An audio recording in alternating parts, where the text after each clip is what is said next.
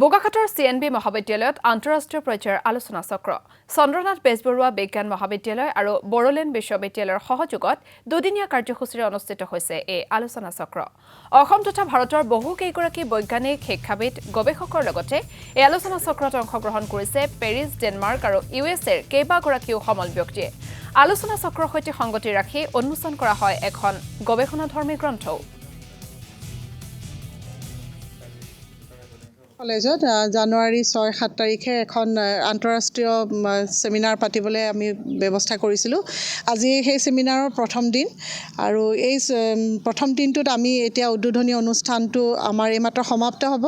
আৰু এই অনুষ্ঠানলৈ আমি ভাৰতৰ ভিতৰত যিমানখিনি আমাৰ চিনাকি বৈজ্ঞানিক বা শিক্ষাবিদ আছে বা যিসকলে গৱেষণা কৰি আছে সেই সকলৰ বাহিৰেও আমি ভাৰতৰ বাহিৰৰ পেৰিছ ডেনমাৰ্ক USA এই কেইখন দেশৰ পৰা আমি তেওঁলোকক আমি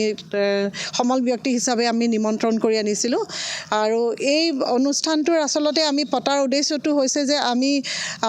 আমাৰ যিখন আমাৰ প্ৰাকৃতিক পৰিৱেশ এতিয়া সেই প্ৰাকৃতিক পৰিৱেশত আমি কেনেধৰণে খুব সহজভাৱে আমি জীয়াই থাকিব পাৰোঁ কলেজত জানুৱাৰী 6-7 তাৰিখে এখন আন্তঃৰাষ্ট্ৰীয় সেমিনাৰ পাতিবলৈ আমি ব্যৱস্থা কৰিছিলোঁ আজি সেই সেমিনাৰৰ প্ৰথম দিন